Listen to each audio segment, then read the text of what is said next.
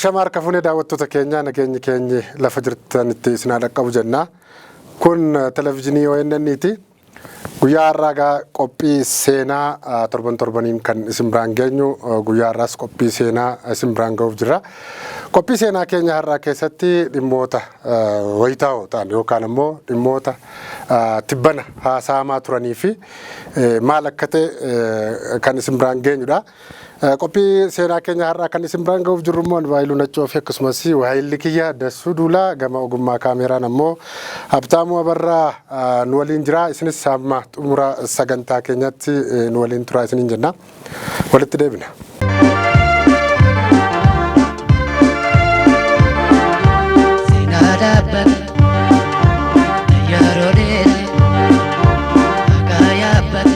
Ayyadas baga nagaan dhufte. Egaa qophii seenaa keenya har'aa keessatti tibbana wanta haasa'amaa ture. Keessumaa dhimma hundeeffamuu faannoo yookaan iizii faannoo Wallaggaa kan jedhamu torban kana keessa miidiyaalee hawaasaa irra deddeebi'aa tureera. Suur sagalee yookaan viidiyoon humnoonni garee finxaaleeyyii Amaaraa faannoo jechuun of waaman Wallagga keessatti iizii faannoo iizii Wallaggaa yookaan ammoo Haammattuu keessatti Bizaamoo kan jedhu hundeessineerra kan jedhu miidiyaalee hawaasaa irra daddarbaa ture. Isarratti waa dudubbanna. Mee akka seensaaf nu ta'utti hundeeffamuun iizii faannoo Wallaggaa kun maal agarsiisa akkati hubattutti? Duuba isaa maaltu jira? Waan kana irratti haa dudubbanna. Kan isaan jedhanii Saatte Haammattuu keessatti Bizaamoo jette sana abbaa biyyummaa Oromoof haaluudha. Wallagga ka Oromoo mitiidha. Saba Bizaamoo jedhamutu yookaan lafa Bizaamoo ture duriinsaa. Kana jechuun gaaffii Oromoonni bilisummaadhaaf hiree murteeffannaadhaaf gaggeessaa jirutti bishaan naquuf yaaluudha. Gaafichi sunuu kan keessa miti, Wallaggayyuu kan keessa miti. Dubbicha Finfinneen Bararaa jedhan kan Baranaa jedhaman sana. Gaaffiin kun eenyuun nu ijaaree ogaa jedhanii labsanii faannoo Goojjamiin galateeffataniiru. Hacuuccaa uummata keenya irra gahu jumlaadhaan fixuu kan irra gahu sana dura dhaabbannee falmannee biyya keenya ristii keenya deeffachuudha. Wallaggi kan keenyadha. Nuti garuu Wallaggumatti kan dhalannee guddannedha jedhanii garuu immoo Goojjamtu nu ijaaree jedhani. Kanaaf akka isaan jedhanitti mirga bilisummaa saba isaanii falmachuudhaaf kan deebisanidha kan isaan jedhan. Dhugaan jiru garuu ani kan ilaalu seenaan wal qabsiisee ilaala. Seenaan impaayera kun itti ijaaramte weeraraanidha, afaan qawweedhaanidha. Qabsoo uummattoonni biyya kanaa taasisaniin immoo sirni sun caccabee warri sirna sana leellisanii fi dhalli dhala isaanii immoo isa durii sana hawwaadha jiru. Wallagga keessa qofa miti kan hawwan jiran baay'eetu bakka isaan kibbi Oromiyaa Itoophiyaa dabalatee bakka waraanni Minilik gaheetu magaala ta'aa ture. Taabotatu dhaabataa bakka waraanni cabsee qabate buula waraanni waan ta'eef achirra qubataa achumarraan taaboonni dhufee galaa namoonni faana dhufanii maatii waraanaa ta'anii achumarratti hoggaa walitti baay'ataa adeemsa keessa magaala ta'aa dhufe. Kanaaf Oromiyaa baay'ee isaa keessa Harar keessa Arsii Arbaa Gugguu kana keessa gara Sireefaa kana keessa Arsii keessatti Adaamaa fa'aa keessa Finfinnee kana keessa as Ejiree kana fa'aa keessa kan isaan baay'atanii sababa kanaan wal qabatan Lubbaabuuraa fa'aa keessa. Kanaaf ani seenaan hin qabsiisa hoggaa jedhu dubbichi har'a mitama isa kanatu ufumaa jarru labsinaanidha namni akka wanni ta'ee paanik ta'e malee durumaa sirni kan ijaaraa dhufedha. Sirnuma durii keessatti Oromoo warri Minilikii fi isa dura sorri jiran abbaan Minilik amma Moojoo fa'aa kanaatti yaalaa ture waraana. Amma Galaan fa'aa kanaatti yaalaa ture Oromoo qabachuudhaaf Akaakayyuu Minilikiyyuu hin milkoofne malee gobanaa qabatee Minilik malkeesseera. Lafa badhaatuu kana keessatti dhala isaanii gadhaabee darbeera. Dhalli isaanii immoo lafni kunuu ristii abbaa keenyaati. Kanaaf nuti deebinee resti abbaa keenya maqaa keenya waamsuu qabnaa. Amma kan nuti cabsinetu aangoo irra jira akka isaan jedhanitti kan akakileen keenya cabsetu aangoo irra jira. Kanaaf aangoon nu harkaa bahee deebi'uu qabna akka jedhu hawwii duratti qabanidha. Deebisanii gaddaabuudhaaf kan isaan yaalanidha. Kanaaf seenaan qabsiisa dhugaa jedhu fakkeenyaaf kan nuti beeknu bara dargii bu'uurri Wallagga keessatti kaa'ameeru jira. Nugusee Faantaa namni jedhamu koloneelichi ilma nafxanyaa dargiin Wallagga irra kaa'ee dargaggeessa Wallaggaa ciree carabaa ka ture. Inumaayyuu beektota Oromoo kan Wallagga keessaa akka isaan abaa'oo ta'anii fi abaa'ootti akka makaman uf baran kan godhe Nugusee Faantaati seenaan akka jedhutti. Nugusee Faantaa nama afaan Oromoo dubbatuu fi ani Oromoodha nama jedhu hundumaa ajjeesisaa ture. Guyyaa adii ajjeesaa ture. Gariin baqatee kan biyyaa bahee jira, gariin abaa'ootti dabalamee jechuudha bara sana. Kanaaf bara sana Gaallaa Gadaayee kan jedhamu tokko hundeeffamee ture. Kan hundeesse Naqamtetti Nugusee Faantaati. Garee sanaa warri mormanii fi warri dammaqoo ta'an immoo kan akka Immiruu Ibsaafa Shaamburraa waamee Naqamtetti jiraa awwaalee buldoozoreedhaan biyyoorra garagalchiise. Nugusee Faantaa Goojjamoota karaa buree sanarraan hamma danda'e qubachiiseera. Hamma danda'e akka isaan aangoo qabatan godheera. Akka hamma danda'e akka isaan magaalaa galanii fi qabeenya horan godheera. Hamma danda'e birookiraasii keessa galan godheera Wallagga keessatti jechuudha. Akka isaan sooressa ta'an. Dubbiin achirraa ka'a. Bara Ihaadegiin dhufes Wayyaaneen gales kan muummicha ministeeraa ture yeroo sana jalqaba Taamiraat Laayineeti. Taamiraat Laayinees uummata kana naannoo Goojjamiif Gondor irraa ajaja isaatiin namni fe'amee dhuma tooruma galee akka nama gabaa dhaqu kan loon lagatti obee fiigduutti karaa bureerraan ce'anii Wallagga keessa qubataa turan. Kan godhaa ture sirra ture innis bara Hayilee Sillaa bara Dargiis bara Dargii Nugusee Faantaa bara Wayyaanee immoo Taamiraat Laayinee muummicha ministeeraa waggaa ture. Waggaa wanni ta'e sana isatu ajajaan meeshaa hidhachiisee akka isaan biyya keessa galan qubatan godhe. Bara mootummaa Biltsiginnaas badhaadhinaas Dammaqaa Makonnin ifatti labsan. Matakkal deemanii uummanni Amaaraa bakka jirutti dhufachuu qaba. Hidhachuu qabdu meeshaa jedhee kan hidhachiise obbo Dammaqaadha. Kana maal agarsiisaa kun sirnaawaadha jechuudha. Uummata sana hidhachiisuun sirnaan gaggeeffamaa ture.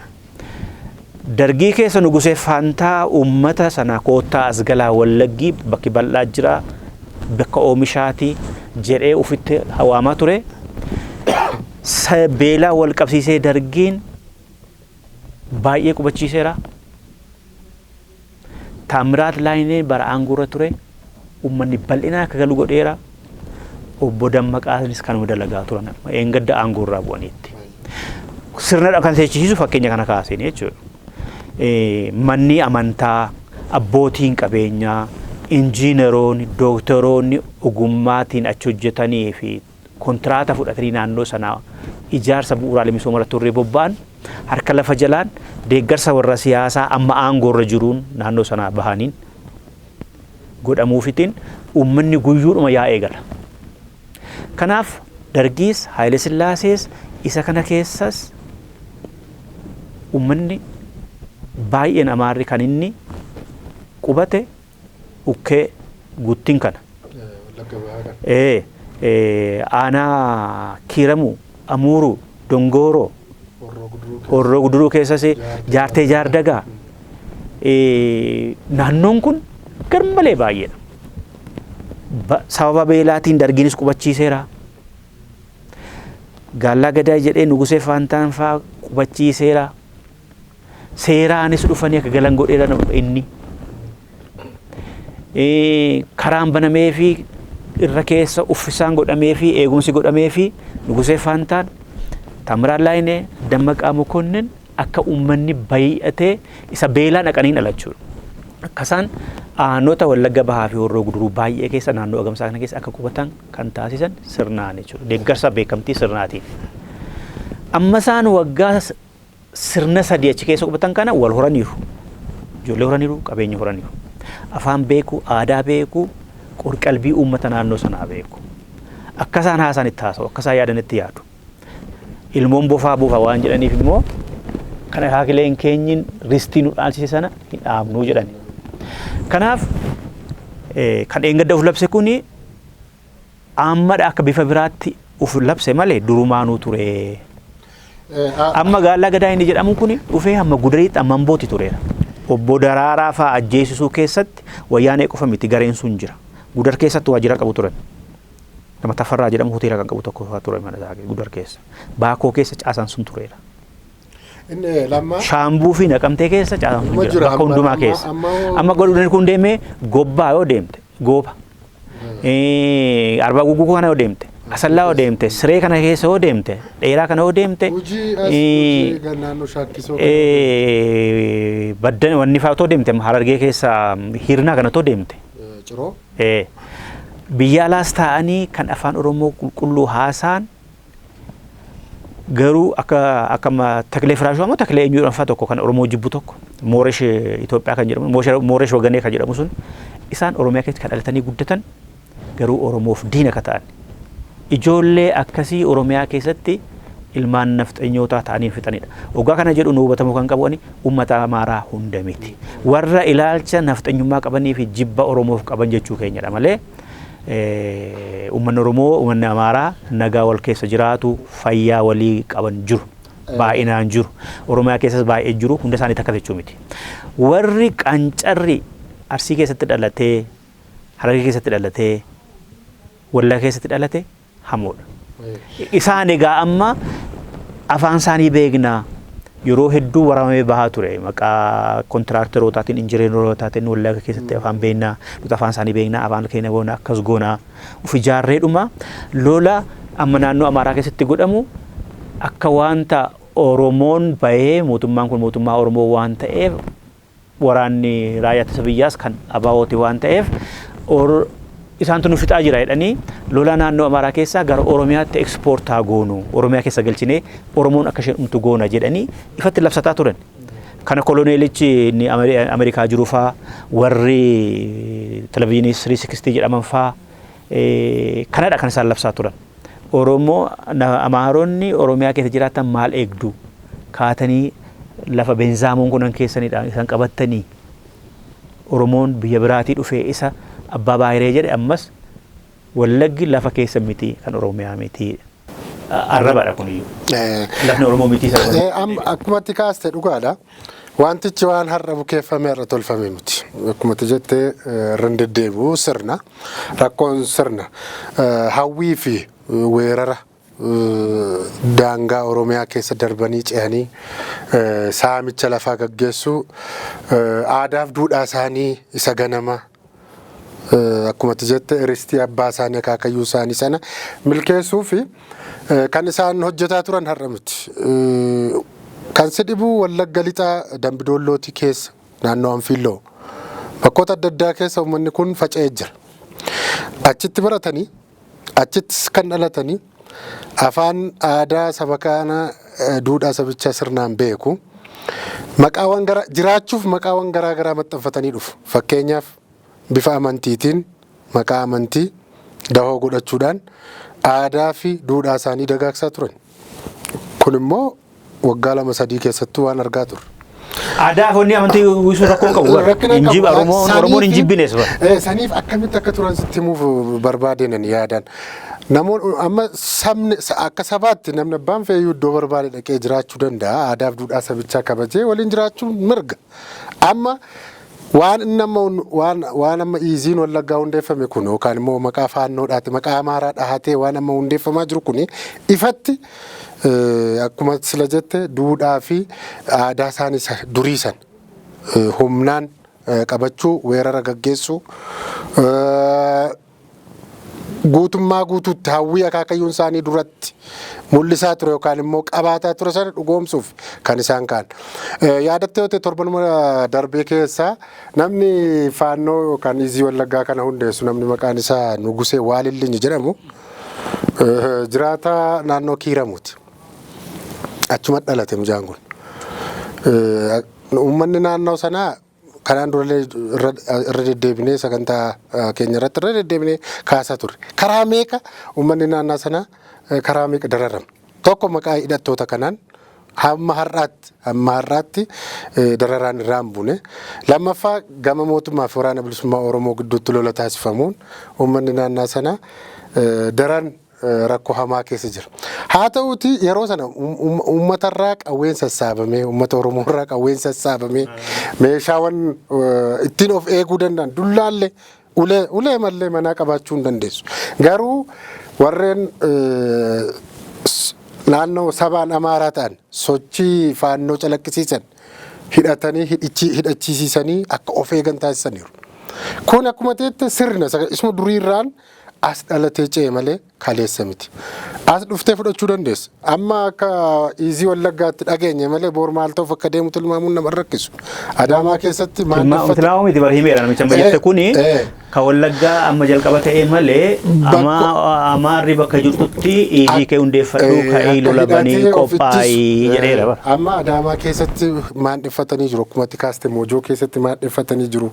Guutuu Oromiyaa nama jechisiisu keessatti bakkoota adda addaan maqaa amantaa fi maqaa biraan maqaa misoomaan akkuma teette daandii humnoota ibsaa kana galchuudhaan warreen dhufanii asitti guddatanii jireenya isaanii fooyyeffachaa jiran kaayyoo abbaan isaanii yookaan kaayyoo akaakileef abaabileen isaanii duratti hawaa ture sana milkeessaa jiru har'allee jechuudha. Amma isa mitanaan kan na raajaa jiru. Sosochiin kun erga jalqabame yeroo miidiyaatti as ba'anii dubbatan jaroonni kun mootummaa Oromootu biyya bulchaa jira. Oromootu Amaara qalee, Amaara fayyaatti ajjeese, Amaara fannisee ajjeese. Kanaaf hidhachuu qabna jedhanii mootummichi hin soba malee mootummaa Oneeg jedhu mootummaa ABO'ti jedhanii isaan akkasittiin falmatu. Kan keenya garuu bakka seerrii feerri biyyaa jirutti, bakka mootummaan jirutti, mootummaa jedhamee bakki bulchiinsi mootummaa jirutti, bakka caasaaleen nageenya mootummaa jiru jedhamutti sabni yookaan finxaaleeyyii Amaaraan kun dhufee yeroo hidhatu mootummaan maaf callise. Amma asirratti daawwattoonni hordoftoonni kan nu baranii nuti amma garee qabannee toon taane dhugaa bakka jirudha laalla akka sabaattis saba akkasiitu ka'ee duulaa jira jechaan jirru. Kan jennu maqaa Amaaraan kan daldalu finxaaleeyyoonni ristii Minilikii deebisuuf kan socho'antu irra xiyyeeffannee hojjetaa jirra jechuudha. Amma mootummaan kun maaf callisee isa jedhu boodatti hin deebi'a. Ani amma maal yeroonni kun waan barbaadan ibsine miti amalli isaanii maal fakkaata gochaatiin dhugaa ibsamu. Lola Tigraay keessatti waldhabdee siyaasaa adda bilisummaa uummata Tigraay wajjin qabamuun ta'ee waan isaan himatamiin ristii deeffannadhanii ristaas mallaash jedhanii yaa'anii madaqanii Tigraay 2020 kaasee. Waan Tigraay keessatti ta'e yakka addunyaan gabaasee ammallee dubbiin hin hafne kana warra raawwate keessa tokkoof lamni waraana Shaabiyaa fi isaanidha. Raayyaan ittisa biyyaa hin goone. Yakka waraana raawwataniiru jedhamanii kan himataman dubartoota kan taane gochuudhaan safuudhaan dubbatamuuf malee dubartoota akkati lammataa gadameessa keessaa Tigreen dhalanne. Goona jedhanii kan taane gogaa godhan qaama isaaniitti oggaa sibiila naqan nama qaaneessa dubbachuun isaantu godhe. Isaan amma kan mootummaa waametti mootummaa gargaaruuf hin dhaqne ristii keenya deeffannaadha. Gama tokkoon Itoophiyaawidhaa ofiin jedhu bakka hundumaa deemnee haa jiraannuu jedhu. Gama tokkoon immoo lafa keenya immoo ristii keenya immoo deeffannaa jedhu. Erga Itoophiyaawii ta'e bakka hundumaa deemuu qabna erga jedhanii maal taaree Walqaayitis Tigraay keessa jiraate achuma keessa dhaqanii jiraachuu danda'u isaanoo. Lafni keenya nurraa fudhatamee maaf jedhu erga Itoophiyaaf falmu ta'e. Itoophiyaawidhaa akka barbaannetti biyya barbaanne keessa deemnee haa sochoonee haa jiraannu erga jedhanii. Kana as immoo keenya jedhanii maaf falmure. Erga kana asan keenya jedhanii immoo isuma qabatanii taa'uudha. Yookaan immoo bakka hundumaa immoo deemnee sochoonee jechuun seerriyyuun ayyamaa fi garuu maaliif gama tokkotti onni ta'u. Kanaaf gochi isaanii tokko Tigraay keessatti saamicha ristii deeffachuu mirga namaa sarbuu yakka waraanaa fi yakka namaa irratti raawwataniiru. Lammaffaa kamisee keessatti Oromiyaa kaabaa kamisee keessatti isaan hin goone hin jiru yeroodhaan. Maqaa jijjiirratanii humna addaa haa jedhamanii malee bara jeneraalichi ajaju suni Saamminuu Tsiggee ture suni waan isaan hin goone hin jiru Axaayyeratti. Oromoo warra kutamee gara Dabra Baanee Finfinnee dhufuu yaalamuudha konkolaataa kee buusanii qalanii akkas godhanii waraananii. Oromiyaa keessatti aanaa amuruu ta'inna aanatti fakkaatan dongoree nama mormarraa muranii selfii waraabaa rifeensa isaa qabanii akkas godhaa isaa booda immoo ibiddatti kaa'an nama ciraafaa ibiddaan godhaniiru. Wallagga Lixaa keessatti Wallagga Lixaa godhaniiru. Matakkal keessatti Awwii keessatti nama beekaa ibiddaan qabsiisanii ibiddatti darbatu nama kee aba'uu fi ibiddatti deebisanii kolfu. Tigree waan ta'eef baduu qabatanii. As Darraa keessatti funyaan qabanii dargaggeessa waggaa 10 akkasitti gorra otoo dhiigu. Sanuma qaamantiidhaan. Gara'ee basmaa midhanii. Faannoo jechuun kana jechuudha. Biyya isaanii keessatti illee dubartii fi warra qeessota fa'a qabanii daaddee deemsisanii jilbaan fawwaqsiisanii dhumarratti fixanii. Gojjam keessatti. Jarri kun jarra garaa laafessoo miti jarra bineensadha. Akkuma Minilik nama qalaa ture isaan kun nama qalaa ture. Kan Wallagga keessaa kun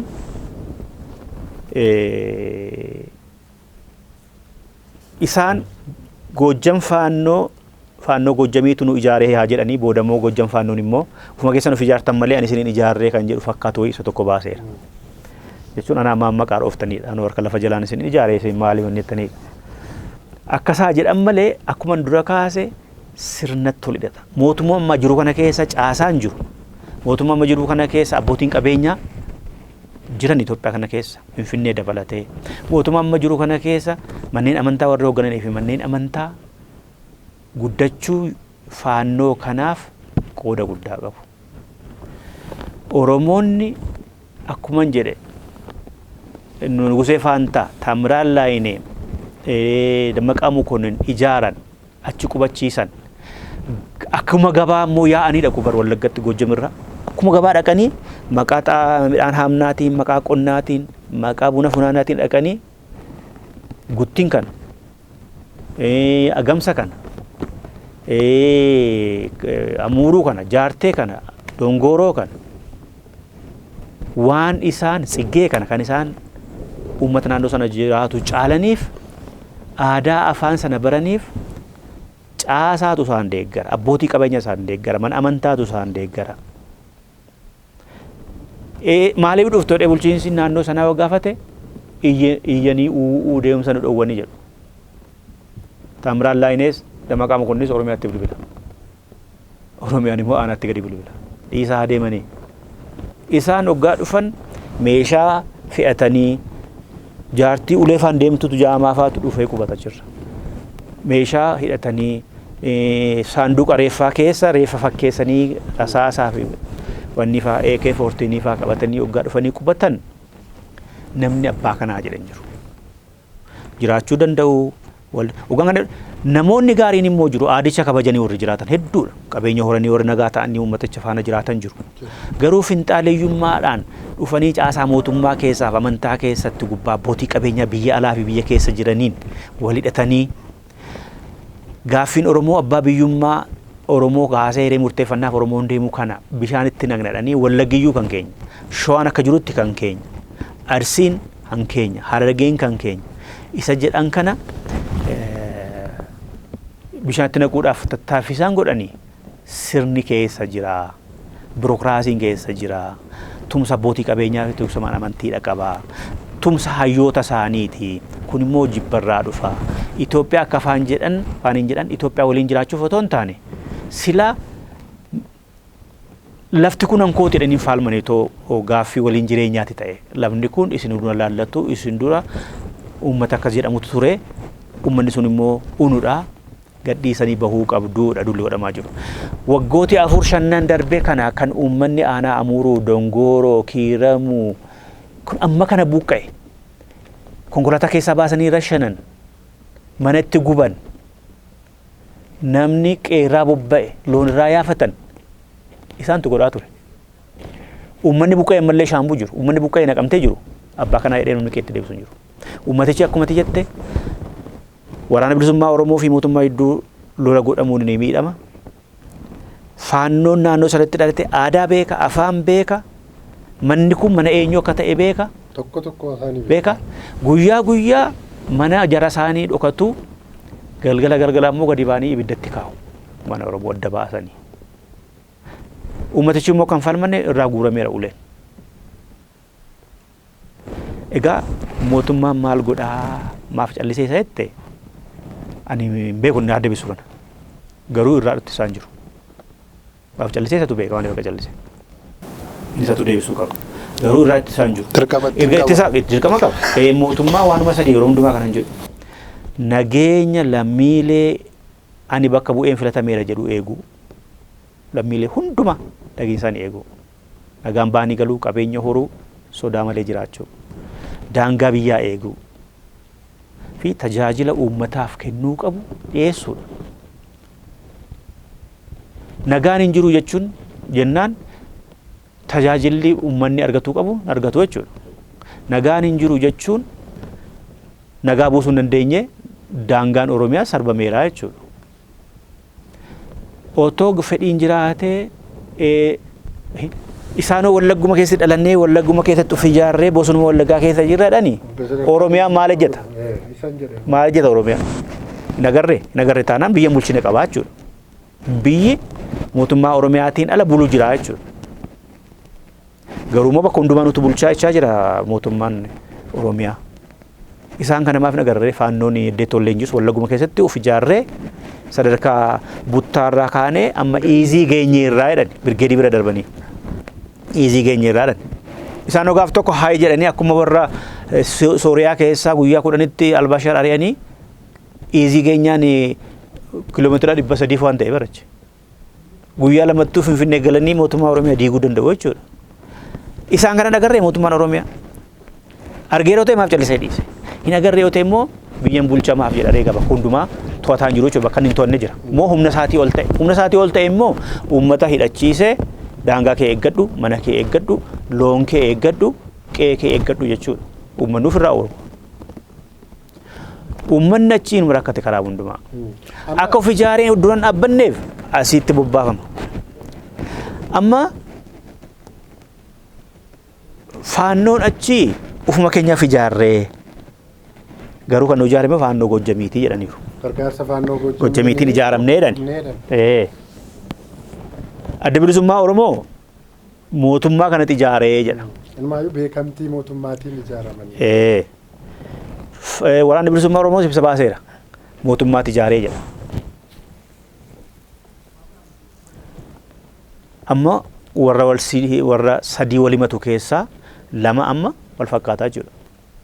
Faannoon Amaaraa Wallaggatti ijaaramne dhee kuni. Mootummaan ijaaree sin jedhutuma ijaaree. Gojjameetu na ijaaree dhe faannoo Gojjamee faannoo eenyuun maqaan isaa inni Gojjamee hogganu kun Zammanee kaasee faatu nu ijaaree jedha. Faannoon Zammaneef ammoo useessatti nu ijaareedhaan ufuma kee ijaarteetii jedhe. Warri naannoo biraas garuu jabaadhaatiif ijaaraa akkuma kanaa jedhe. Egaa kun ofirraa qolachuuf akka ta'e. Waraanni bilisummaa Oromoo garuu mootummaatti ijaaree jedha. Adda bilisummaa Oromoos mootummaatti ijaaree jedha. Amma kun lamaan eenyutti agarsiisaa jechuudha. Kan biraa mootummaan immoo yoo nagarre ta'e ammoo dhagayeera maal godhe. Ergasii tarkaanfii. Erga nuuf labsee maal godhe daawwattoonni keenya haasaa isaanii kana ilaaluu dandeessu. Haasaa namtichi eenyutti kun Nugusee Waalellinya haasaa inni godhe kuni ilaala. Viidiyoo isaa kana ilaala. በወለጋ የተመሰረተው የፋኖ እዝ ለተፈናቃዮች የትግል ጥሪ ያቀረበ። የወለጋ ክፍለ ሀገር ፋኖ እዝ ሚዛን ምስረታን በተመለከተ በዛሬው ዕለት ይፋዊ መግለጫ ተሰጥቷል።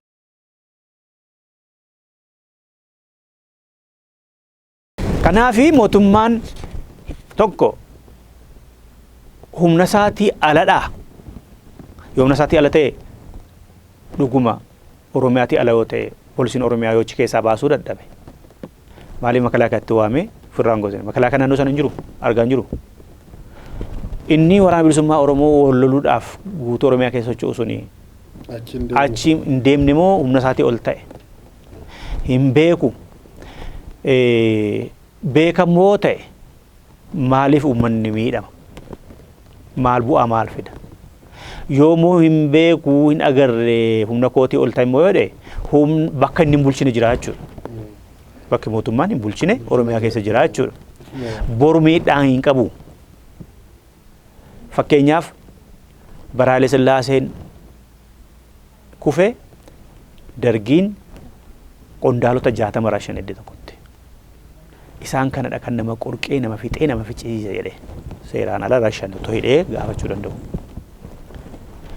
Bara wayyaaneen kufe bara dargiin kufe wayyaaneen qondaalota dargii mana hidhaatti naqxe. Inni kaan immoo baqatee Ixaalii imbaasii Ixaaliitti galee achitti burcuqqoodhaan wal cafacafe. Achumatti kan du'e jira. Inni kaan immoo waggaa meeqaa booda bahee kan du'e. Mangistuun baqatee Hararee galee Hararee jiraata. Bara sirni kun silaa dhaabbataa miti bara inni kun darboo wal gaafachuun hin dhufedhanii yaadan maal ta'a dhaloonnoo adoolatti maaf darba cubbuun. Kanaafi otoo wanti kun itti yaadamee gaarumadha jechuun barbaada. Asirratti wanti buruqsinee dubbannu rakkoo uummata keenya argineetu miti magaa waan hawaasni keenya keessa jiru isaannuu qaawwaa kan argatanii aga sadarkaa izitti ol hundeessan. Gama waraana bilisummaa Oromootiinis komiiwwan adda addaa irratti ka'u jira. Fakkeenyaaf waraanni bilisummaa Oromoo naannoo sana socho'uu akka maaliif inni illee nurraa dhorkuu dadhabee kan jedhus immoo tokko tokko haasaan fi komiin jira.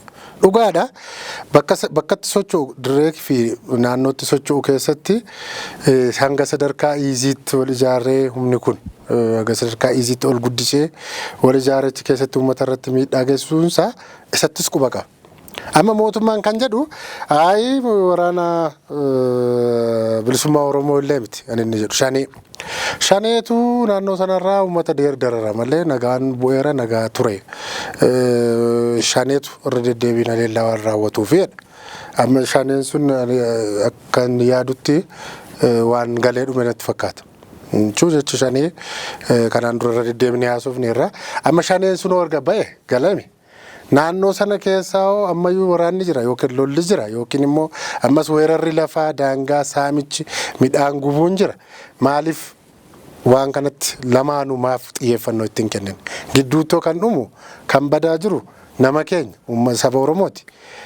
Mootummaanis waraanni bilisummaa Oromoos maaf naannoo sanatti nagaa waaraa fiduu hin dandeenye yookiin immoo maa irraa ittisuu hin dandeenyeeni mootummaa qofatti qubas hin qabnu. Maaliif mootummaan dirqama yookaan dirqama isa guddaa isaanii fudhata. Bakka waraanni bilisummaa Oromoo socho'utti immoo kun ta'uunsaas immoo komii namatti kaasa. Yaadatte yoo ta'e gaafa naannoo godina Horroo Guduruu Wallaggaa Amuuruutti gaafa mormarraa kutanii waraana bilisummaa Oromoo fi mootummaan achitti ol lolaa turan naannoo sana. Garuu humni faannoo kun irra darbee dhufee nama fayyaa. Ilaa wanti suni komeeni sirriidhumadha. Silaa erga dhowwuu qaba ture yoo naannoo sana jira ta'e waraanni bilisummaa Oromoo dhowwuu qaba ture. Kan himatamu garuu himannaan akaakuu qaba. Amma uummanni saba Amaaraa ta'ee achi keessa jirtus miidhamuu hin qabu. Namni namadha. Kan nuti xiyyeeffannaan keenya namarratti. Jechuun mirgi namaa kabajamuu qaba. Xiyyeeffannaa namni mirgi isaa eegamuu qaba. Eenyuyyuu haa ta'u eenyuyyuu eessayyuu haa jiraatu nagaan bahee galee qabeenya horachuu socho'uu jiraachuu qaba uummanni. Oromoo haa ta'u maalii haa ta'u jennee adda hin baafne nuti. Rakkina faannoon fidaa jiru irratti kana taasaa jirru jechuudha. Maaliif isatu nu buqqaasee isatu mana nutti gubee isatu qoloon keenya offatee isatu makiinaarraa yaasee makiinaa keessatti nama rashanee jedhameetu uummanni dubbatataa himata bal'inaan jechuudha Wallagga Bahaa fi Horroo Guduruu keessaa. Warri gariin immoo kan saba Amaaraa ta'an immoo shanee isaan jedhanis nu fixee nu ajjeeseera warri jedhan jiru. Mootummaa waraanni mootummaas akkas nu godheera waraanni Oromoomaas gara shanee ta'ee nu xuxeeraa warri jedhanii himatanii jiru. Kan himatamu amma waraanni mootummaa isin himatama, faanoon isin himatama, waraanni bilisummaa Oromoo isin himatama jechuudha. Kana hundumaa kan yoo waraanni bilisummaa Oromoos nama nagaa ajjeesee jiraate waraanni bilisummaa Oromoo itti gaafatamuu qaba sirriidha. Yoo faanoonis nama ajjeesee jiraate itti gaafatamuu qaba sirriidha abbummaadhaan. Lamaan isaaniiyyuu immoo achirraa balleessuu kan qabu eenyudha beektaa mootummaa. Waboos balleessee waraana faanoos balleessee mootummaan nageenya uummataa naannoo sanaa eeguun dirqama isaati. Gaafatama guddaa kan qabu mootummaan. Uummanni immoo akka akkatti hundayyuu ni himata. Waraanni bilisummaa Oromoo biyya sana socho'a taanaan ittisuu qaba ture nagaa eegsisuudhaaf. Warra qabee hidhatee jiru jechuu gooti. Uummata naannoo sanaa ajjeesuu qaba jechuu gooti. Warra hidhatee nagaa booressu sana uummataaf hin qabsaa arga jedhee irraa ittisuu qaba ture. Waraana mootummaan Itoophiyaas irraa ittisuu qaba ture. Faannoonis adda qoodee ajjeesuu hin qabu ture. Faannoon diinadha kan jedhu Oromoodha yoo ta'uu baate uummata Oromoo ajjeesuu hin qabu ture. Yoo uummatuma diina kootee jechuu baate uummata nagaa maaf ajjeesa? Yoo mootummaadha jedhamoo ta'e waraana mootummaa qofa miidhuu qaba malee uummata miidhuu hin qabu ture. Waraanni bilisummaa Oromoos diinni koo waraana mootummaa hidhatedha yoo jedha ta'e waraana mootummaa ajjeesuu qaba malee uummata yoo ajjeese jiraate ajjeesuu hin qabu ture jechuudha. Mee akka Oromootti barana waan keessa turre waan keessa dabarsinaa illee. Kan keessa darbee Oromoon kan keessa darbee ilaallu tokko namni fayyaatti gubamee manni irratti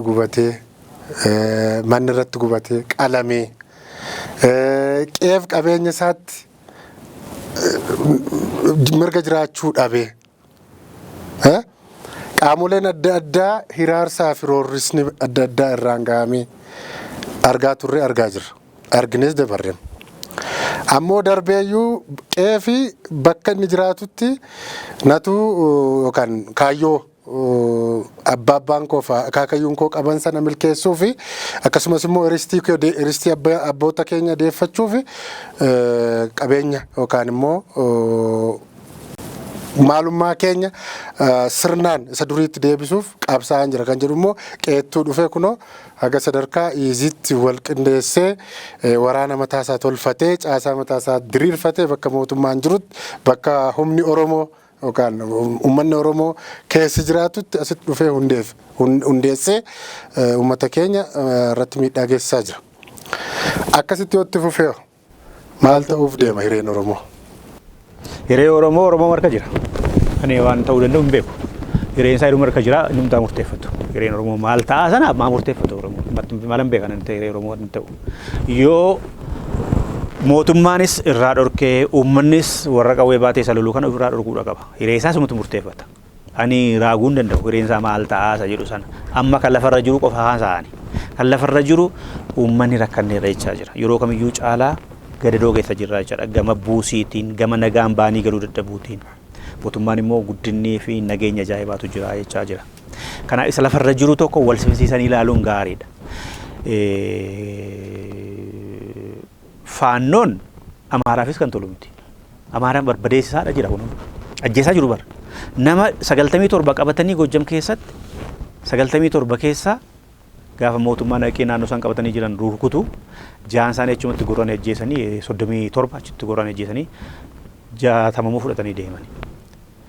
Isa mana barumsaa maalii kana saamichaa maal kana gara waan badummaatti galanii jiran.